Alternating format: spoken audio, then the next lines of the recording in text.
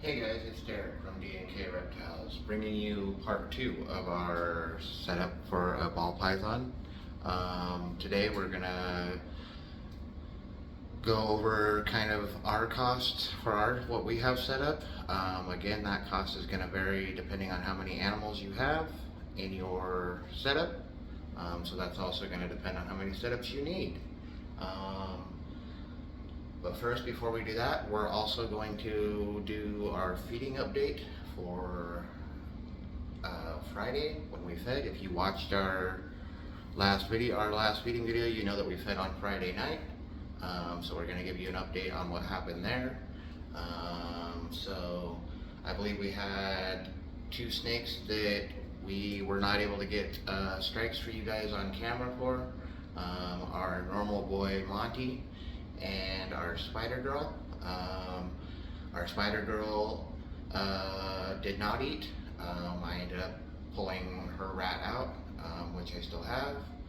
And our normal boy did eat his hopper mouse. Great news there. That means he went back on food for us after refusing for 4 weeks. He's back on food, so great news there. Not too worried about the spider refusing food. If you've watched our videos, you know that she took 2 meals last week, as well as our pied. And they have been for a couple of weeks because of our 2 that have been refusing, both of which ate last night. So I did wind up with an extra rat. And I will be trying to feed that off here in the next couple days. Just want to give a little time to digest. Got a couple snakes I'm still trying to get up to weight. And we don't like to waste food. So anyway, if you seen my community page or watched the last feeding video, I told you that I forgot something in part 1, which is kind of an important piece in your ball python setup, and that is the hide. Something that they can crawl into that's either round or square that they can feel comfortable and safe in. Most people recommend one on the hot side, one on the cool side. I personally only put my hides on the hot side, but most ball python people will tell you to put one on the hot side and the cool side, especially for your hatchling snakes. I don't actually have a hide that I can show you, but you can pretty much make a hide out of anything plastic that can withstand some heat, as long as you cut a hole in it that they can get into and ball up inside. Our general cost, again, we are a new business, so our cost is gonna vary. But our general cost up to date is a little over $3 grand for our animals and our setups. Again, this is gonna vary depending on what you're doing. If you're just looking at having a ball python as a pet, your cost isn't gonna be that high because you're just gonna have your housing and your setup cost as well as your food costs. So your cost probably won't be quite as high as ours. If you're just doing it as a hobby, there your cost might be a little higher. But again, you're not gonna have the really high cost even as a hobbyist, unless you've got a lot of snakes. Now, if you've got a lot of snakes, of course, your cost is going to increase. Okay. So with us being a up and coming business and being a for-profit breeder, our cost is going to go up, and it's going to go down depending on the season and what we've got going on. So that's where that changes. But we do have our pairs for August planned. I'll be doing a video on those a little later. That's where we're at with that. If you watched our last video, you also know that we got a new female. She's doing well. Haven't really messed with her much, just letting her get adjusted and used to her enclosure.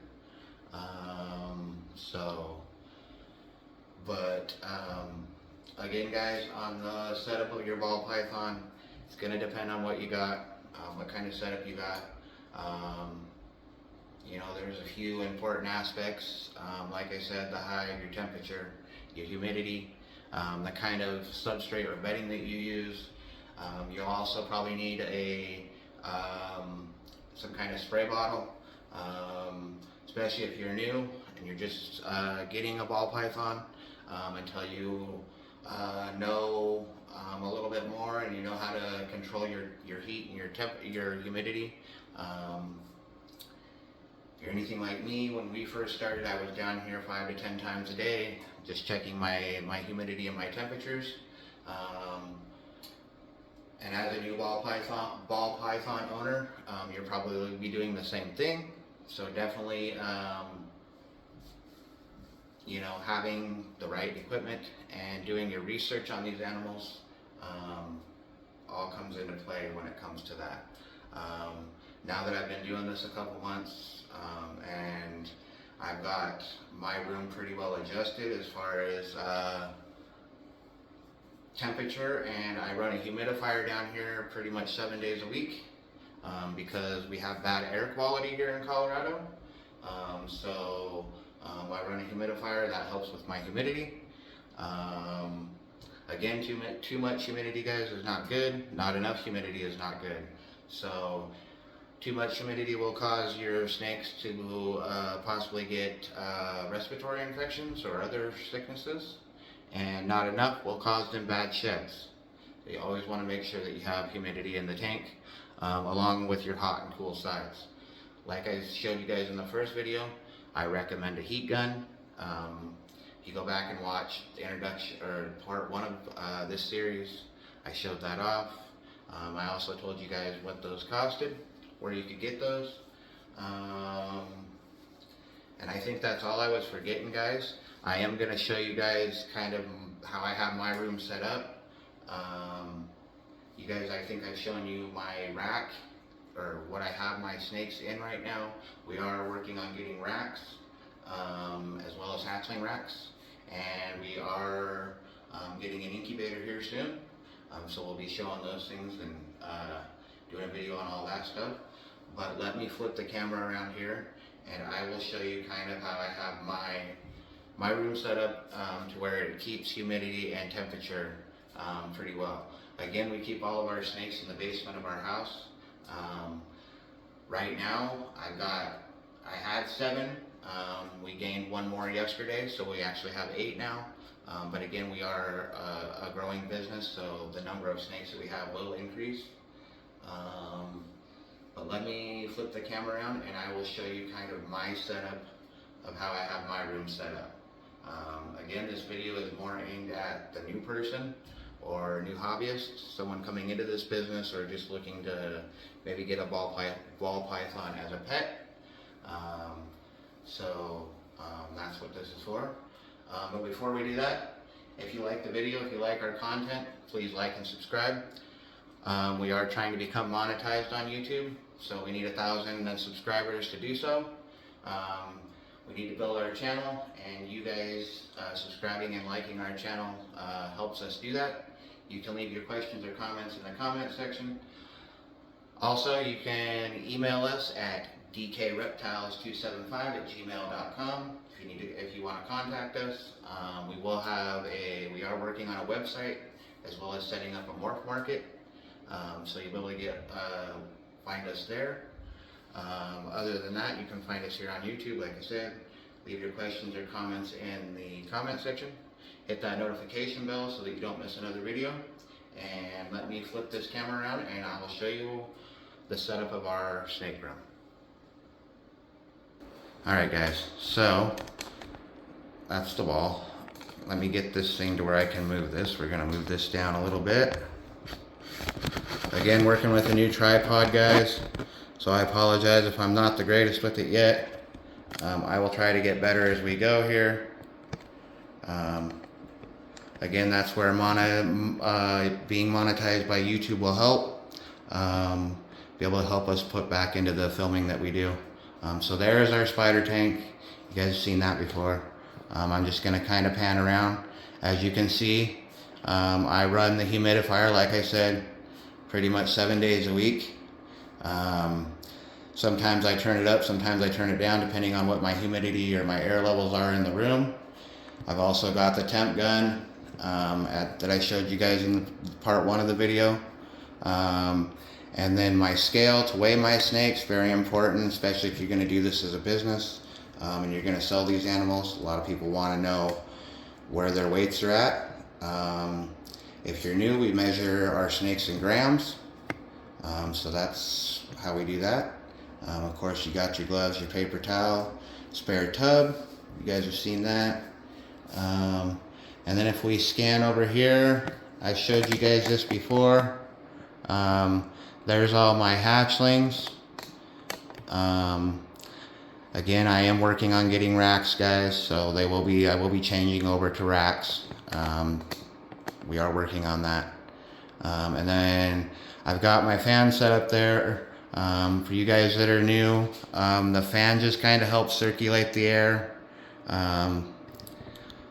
If you'll look, I actually have a radiant space heater in here as well. This room does keep pretty good heat, but it does fluctuate down here in the early mornings. So I have the radiant space heater here along with the fan to help kind of circulate the air and keep it the temperature kind of regulated. The temperature in this room that we're in now fluctuates anywhere from 81 to 75, so it doesn't fluctuate too bad, but it does fluctuate, hence why I have the radiant space heater and the fan. And you guys seen the humidifier that I put down here. That up there on the wall is a heat vent as well, so it blows direct heat in here from our actual house heater. And then there's our normal boy Monty, as you guys know. You guys have seen him before. I did move a few things around. I moved the shelf around, all of our supplies. I put my ASF startups up there. You guys have seen my pictures before. I'll give you another view of those while we're scanning here. Can't really see the bottom one, but that's what our signs and banners and stuff are going to look like, guys. That's our logo. The bottom there, the red says for the love of snakes and all reptiles. That's our why we started this, is for the love of snakes and all reptiles in general, guys. If you're doing this business, that's probably why you're doing this, because you love these animals. And you want to see these animals treated and cared for in the correct way. So that's our signs, what our banners and signs and stuff will look like. And then over here we've got another supply closet with trash can. I put the bedding. I also keep my rat supplies in there. And then over here is, over here is my hold tank for my feeder rats. When I get them in, I put them in there, and also if I have a snake that doesn't eat one, I'll take him and throw him back in there. Hold him over until I can feed him off again, or try to feed him off again. So that is the one that my spider girl refused this week. So that's what I've done with him. Again, I try not to waste food. So here in a couple days I will try and feed him off. Either back to my spider or to my orange dream girl, because I am trying to put weight on the OD. Our pied also didn't eat on Friday. Not that he refused, we just didn't get enough rats. Again, I'm not too concerned with that because he ate 2 meals as well last week. So, growing very nicely. And then of course there's our OD enclosure. Again guys, we are getting rack systems. So all these guys will be going in the rack system. Those enclosures are temporary for the spider and the OD. Don't plan on keeping them there. And the same with our hatchlings, all that stuff's temporary. We are going to get rack systems. So, but there it is guys, there's my snake room. I know I probably showed that off to you guys a few times in the past, in past videos. But let me flip this back around here. So yeah, there it is guys. I gave you guys the update on our feeding video. I also let you guys know kind of what our cost was to set up. Again, we are a business, so those numbers are going to change. I'll try to be as transparent as I can with you guys as far as that stuff goes, because I believe transparency is another way to earn trust. And with us being a new business, we want to earn your trust. We want to put our name out there and grow our channel and our business. And